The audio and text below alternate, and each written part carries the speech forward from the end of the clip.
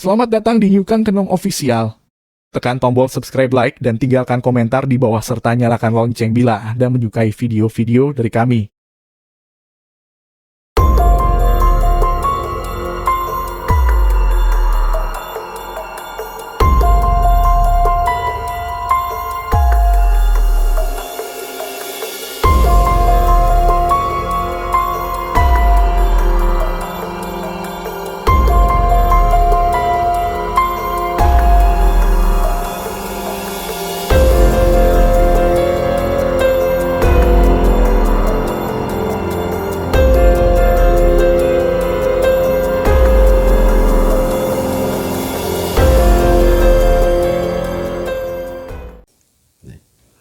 Assalamualaikum warahmatullahi wabarakatuh. Selamat malam.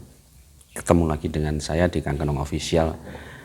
Nah, teman-teman, untuk malam ini kembali lagi saya ingin bercerita ya.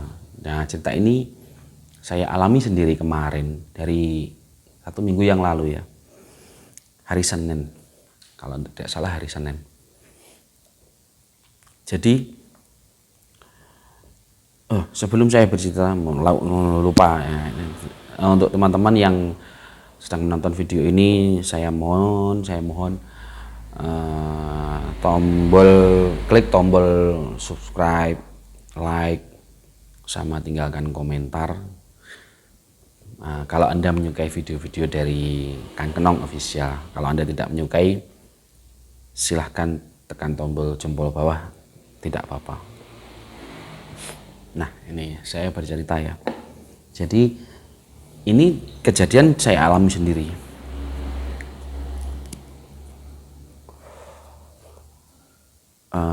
Jadi ceritanya begini. Hari Senin itu kemarin, hari Senin seminggu yang lalu, tanggal berapa saya lupa. Itu saya ada janji ketemu dengan satu teman saya di Ponorogo. Jadi saya ini tempatnya di Kediri. Nah, saya janjian ketemu dengan teman saya di Ponorogo, teman lama ya, teman lama. Nah, kita sudah atur jadwal karena beliaunya ini juga domisilinya di Solo.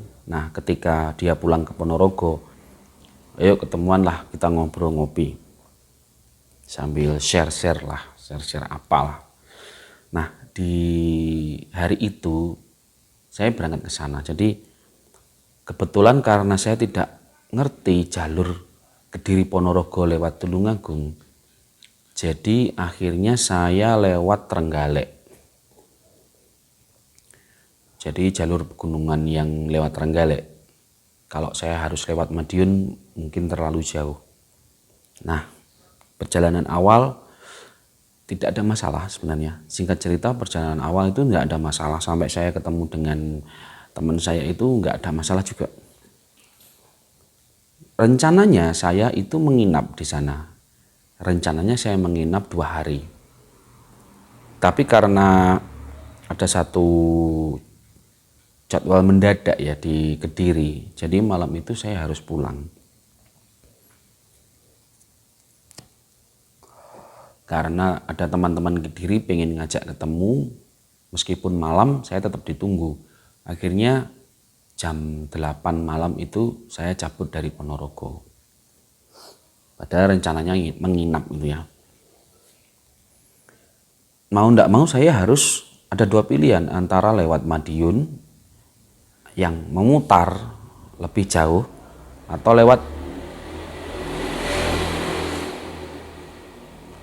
lewat jalur yang saya tadi berangkat, otomatis lewat gunung daerah Trenggalek Ponorogo itu ya.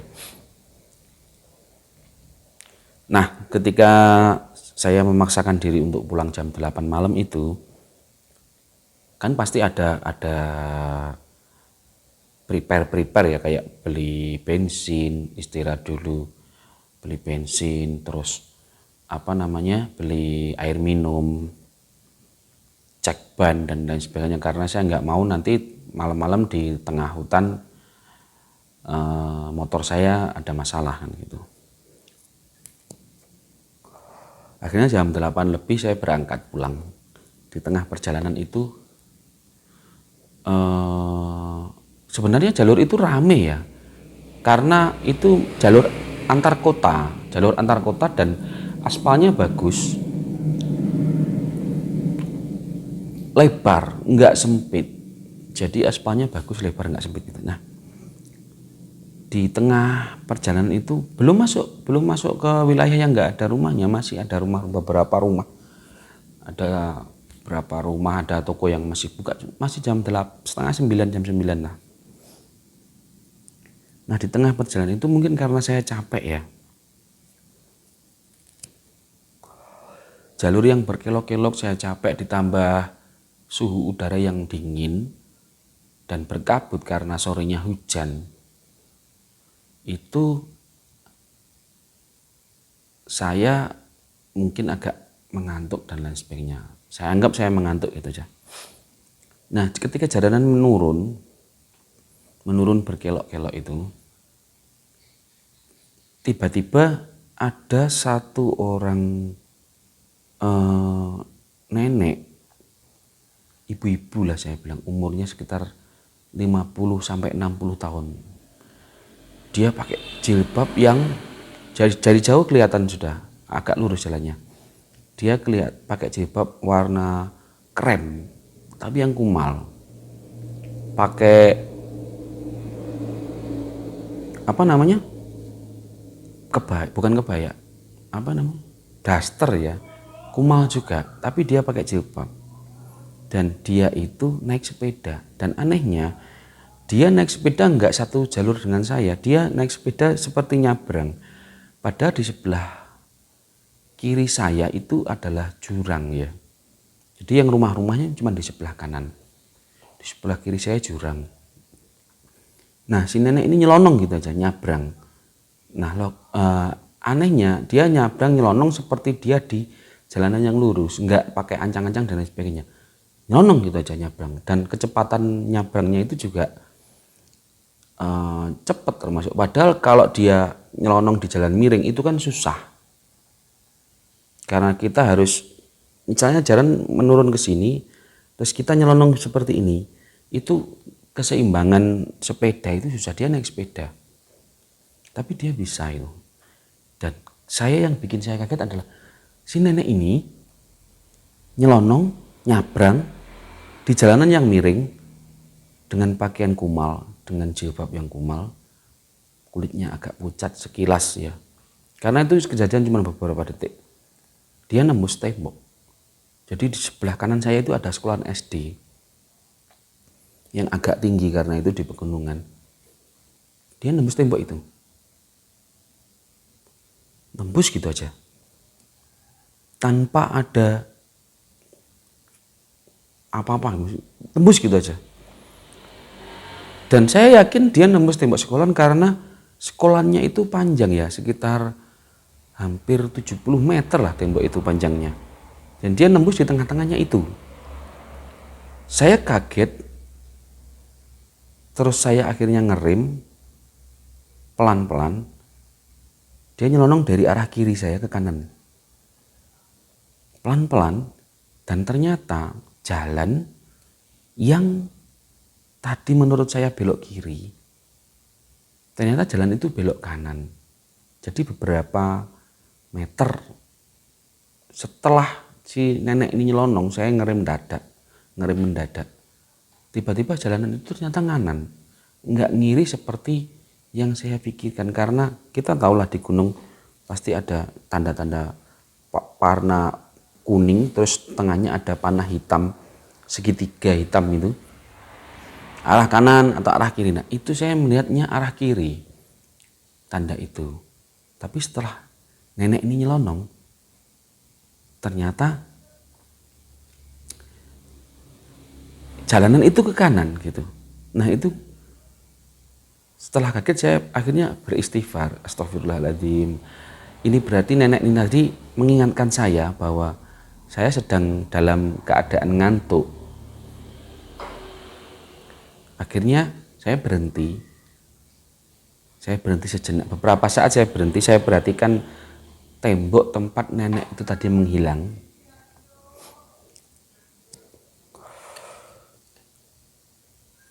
saya kirim doa ke nenek itu. Saya kirim doa, intinya saya berterima kasih kepada dia karena sudah menunjukkan jalan yang seharusnya belok kanan, menurut saya belok kiri tadi. Nah, semakin malam saya semakin masuk ke hutan, jalanan itu ya banyak warung-warung sebelah kiri kanan itu banyak, tapi sudah tutup kan. Semakin malam semakin masuk ke hutan, kabutnya semakin pekat ya. Meskipun ada 1-2 mobil yang lewat, tapi mereka mobil kan. Jadi mereka kecepatannya juga tinggi. Dan sedangkan saya pakai motor yang cc-nya juga kecil kan.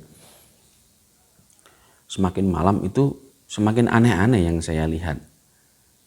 Ini bukan berarti saya indigo dan lain sebagainya ya. Bukan saya berarti saya orang yang bisa melihat sesuatu yang tak kasat mata, bukan. Memang ya kebetulan saja mungkin karena saya terlalu capek atau itu mungkin imajinasi saya, tapi yang jelas saya melihat banyak sosok-sosok yang aneh-aneh di perjalanan antara Ponorogo sampai Trenggalek itu. Nah, kejadian berikutnya itu adalah ada satu laki-laki, saya yakin itu laki-laki karena posturnya memang laki-laki, dia berjalan ke arah yang sama dengan arah saya. Jadi sejak kejadian tadi saya hampir masuk jurang, ini lampu, ini saya kasih ke lampu yang atas, lampu dim. Karena saya nggak pengen kejadian 2 kali. Nah, ketika saya melihat dari jauh, kelihatan kan kita belok kiri, belok kanan, terus ada, wah ini ada laki-laki, jalan kaki. Serius dia jalan kaki. Pakai baju hitam. Saya pikir ini laki-laki orang gila gitu aja. Simple, jam segini, pada waktu itu jam 10:30 lah. Saya pelan kok jalannya. Enggak lah, jam 10 lah saya. Mungkin sekitar jam 10-an. Ini laki-laki di tengah hutan, enggak ada lampu, enggak ada apa. Dia cuma mengandalin lampu mobil yang lewat, lampu motor yang lewat. Dia jalan kaki di pinggir. Searah satu arah dengan saya. Pada waktu itu masih di sisi Ponorogo ya. Searah dengan saya, dia jalan kaki. Saya pelan, saya tahu, yakin bahwa itu laki-laki jalan. Pakai celana hitam. Pakai celana hitam, pakai baju hitam yang kumal. Rambutnya enggak pendek, rambutnya enggak terlalu panjang, enggak terlalu pendek, lebih panjang sedikit daripada punya saya. Rambutnya kumal juga. Dan saya yakin pelan-pelan karena saya itu yakin ini orang gila pasti. Semakin dekat, semakin dekat, semakin dekat, saya kasih klakson ke dia, dindit gitu, supaya agak minggir, nggak ngereken juga dia. Nah, ketika saya sangat dekat dengan si laki-laki ini yang menjadi luar biasa mengerikan adalah laki-laki ini membawa sesuatu di tangan kanannya. Dan yang dia bawa itu adalah kaki. Yang saya pikir kayu. Ternyata kaki, dan kakinya dia sendiri.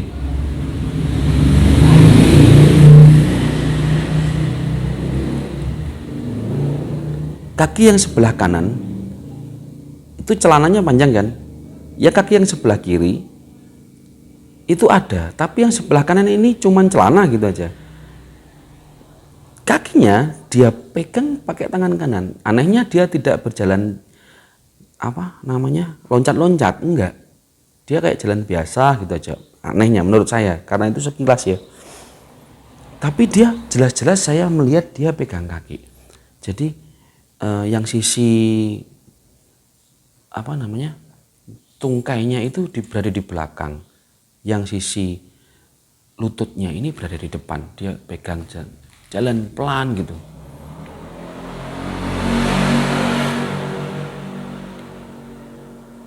Nah, seketika itu juga saya kaget dan saya tancap gas. Memang saya tancap gas karena saya ngerti ini bukan manusia, bukan orang gila, tapi ini adalah mungkin korban kecelakaan dan lain sebagainya seperti itu. Kita tahu daerah gunung memang rawan kecelakaannya. Jadi kakinya benar-benar benar-benar dipegang sama dia sambil jalan. Dan itu saya luar biasa takut. Akhirnya saya tancap gas. Padahal jalannya berkelok-kelok, naik turun, nggak peduli saya. Nggak ada mobil, nggak ada motor. Kebetulan seperti kejadian pertama ketika saya bertemu dengan nenek tadi, dan ini kejadian kedua, sama sekali nggak ada mobil, nggak ada motor yang lewat. Hanya motor saya, nggak ada yang lain. Akhirnya saya memutuskan untuk istirahat di satu warung perbatasan antara Ponorogo Trenggalek. Kalau yang pernah lewat daerah sana, perbatasan yang ada patung-patungnya itu, kalau dari arah Ponorogo berarti belok kiri di pojokan ada patung. Kalau dari arah Trenggalek belok kiri di pojokan kanan ada patung. Kalau dari arah Ponorogo berarti patungnya di kiri jalan, terus kita belok kanan. Nah, di situ saya memutuskan untuk istirahat sambil angen-angen dua kejadian yang tadi. Sambil angen-angen dua kejadian yang tadi yang menurut saya sangat mengerikan ya. Yang kedua, yang pertama, oke lah, nenek ini menolong saya kan gitu. Nah, ketika saya istirahat di warungnya masih buka, tapi cuman ada beberapa warung, cuman yang buka cuman satu. Saya istirahat, saya beli kopi, nggak cerita apapun, tapi si warung ini kelihatannya paham. Dia tiba-tiba, bapak warung ini tanya ke saya, "Mas, dari arah Ponorogo?" "Iya Pak," saya bilang gitu. "Tadi di jalan nggak ketemu apa-apa Mas?" Saya bilang, "Nggak ketemu Pak," saya bilang gitu. Saya menghindari pembicaraan itu ya, karena perjalanan saya masih jauh. "Nggak ketemu Pak, nggak ketemu apa-apa," saya bilang gitu.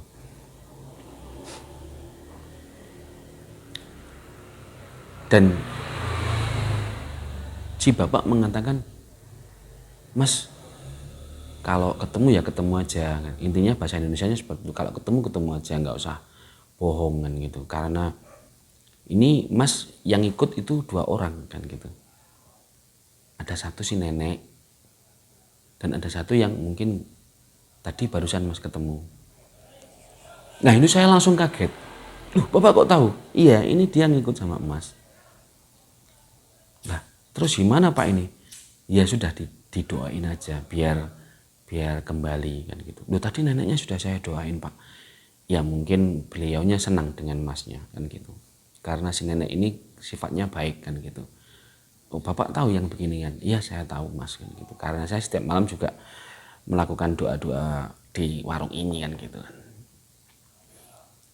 Nah, oke, saya akhirnya berdoa untuk ini, 2 sosok ini kan.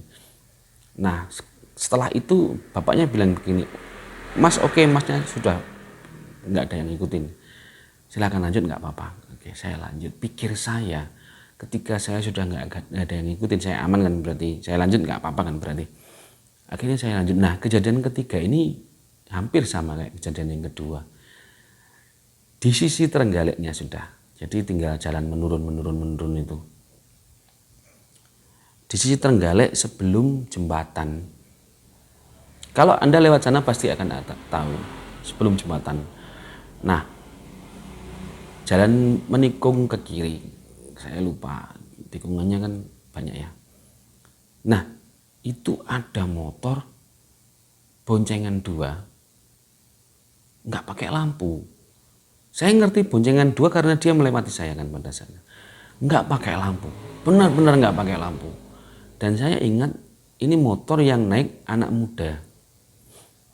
Yang satu yang depan itu pakai baju kuning, motornya kayak motor CB atau motor Honda Tiger yang dimodifikasi sama CB. Ini 2 anak, ini yang depan pakai baju kuning, yang belakang pakai baju putih, kaos putih ya, kaos kuning sama kaos putih, pakai katok pendek, semua nggak pakai helm. Dia datang dari arah bawah, dari arah Trenggalek kota, dari bawah, nggak pakai helm, nggak ada lampu. Saya ngerti dari jauh karena suara motornya itu menderu-deru memang. Wow, nah kebetulan ini saya sudah berada di belakang mobil. Jadi saya ngikut mobil itu, sama si bapak sudah dikasih, "Jangan sendirian Mas, ngikut mobil saja, di depannya mobil atau di belakangnya mobil. Oke Pak, saya di belakangnya mobil. Dan akhirnya dari jauh itu ada motor tapi nggak ada lampu dari bawah. Saya ngerti ada motor tapi nggak ada lampu. Wah ini bahaya ini. Ini bahaya ini. Nah, ketika lewat di depan mobil itu, sangat jelas terlihat bahwa ini anak yang depan pakai baju kuning, yang belakang pakai baju putih. Kepalanya hancur. Kepalanya hancur, dua-duanya. Kepalanya hancur.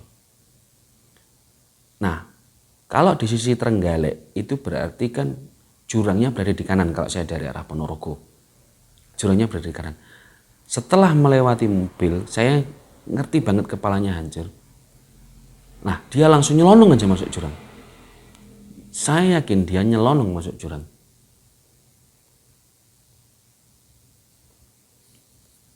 Nah, itu yang saya tahu ini pasti bukan manusia, karena masa ada sih manusia yang kepalanya hancur dua-duanya, hancur cemet gitu, seperti terlindas truk gitu, tapi masih bisa naik motor. Nah ini, wah ini hantu lagi ini pasti, ini nakut-nakutin lagi pasti, wah nanti jangan ikut lagi kan gitu. Dia nyelonong aja masuk jurang. Saya yakin banget dia nyelonong masuk jurang, karena pas posisi dia masuk jurang itu yang nyolot adalah lampu saya, karena saya di belakangnya mobil. Nah setelah itu saya berhenti di kota Trenggalek, dan saya di situ kebetulan saya belum sholat ya. Akhirnya saya sholat di POM. Saya berdoa, macam-macam saya berdoa, berharap nggak ada kejadian lagi setelah dari Trenggalek ke Kediri. Nah itu cerita sedikit dari saya. Jadi bertemu dengan hantu-hantu yang berada di jalan lintas Ponorogo Trenggalek. Nah itu demikian cerita dari saya. Mungkin kalau ada kurang lebihnya saya mohon maaf. Semoga bermanfaat untuk Anda semua. Terima kasih. Assalamualaikum warahmatullahi wabarakatuh.